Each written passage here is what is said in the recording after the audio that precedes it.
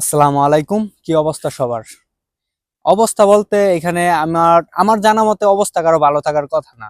কারণ আমাদের বাংলাদেশের সিচুয়েশন এখন যে অবস্থায় যে দাঁড়িয়েছে, এখানে কেউ আমার মনে হয় না যে ভালো আছে। আমি কখনো কল্পনাও করি নাই যে আমাদের বাংলাদেশের যে অফিসিয়াল যে সোশ্যাল মিডিয়াগুলো আছে, সামাজিক সংবাদ মাধ্যম, এইগুলা টাকার কাছে এরকম ভাবে বিক্রি হবে। এক একটা কি গাঁজাখুরি এক একটা নিউজ দিতেছে, অ্যামেজিং করা যায় না। মানে 10 মিনিট আগে দিয়া দিল যে এই কেন্দ্রতে জামাত ইসলাম ফাঁস হয়েছে, জয়যুক্ত হয়েছে বা এগিয়ে আছে। 10 মিনিট বা 5 মিনিটও যায় না, সেই নিউজটা ডিলিট করে দেয়। ডিলিট করে পরবর্তীতে জানায় যে এটা পেন্ডিং এ আছে, বা ওই বিএনপি প্রার্থীকে জয় ঘোষণা করে দিচ্ছে বেসরকারি ভাবে। মানে একটা কোনো ভালো সংবাদ মাধ্যম পাইলাম না যে এখানে জয়যুক্ত হয়েছে বা ভালো একটা নিউজ দিয়েছে। অথচ আমরা যে অফিসিয়াল, যেমন জামাত ইসলাম হোক বা অন্য অন্য যে অফিসিয়াল ফেসবুকে যে নিউজগুলো আছে, ওইগুলাতে দেখতেছি না জামাত ইসলাম এগিয়ে আছে, বাট অফিসিয়াল নিউজে যাইলে অবস্থা আর কি উল্টা গেল।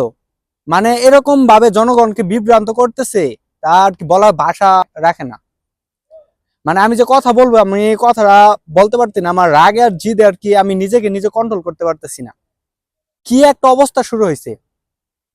ছোটবেলা থেকে শুনে আসতেছি সংবাদ মাধ্যমগুলো হচ্ছে জনগণের বন্ধু, তারা সবসময় সত্য নিউজগুলো তুলে ধরে।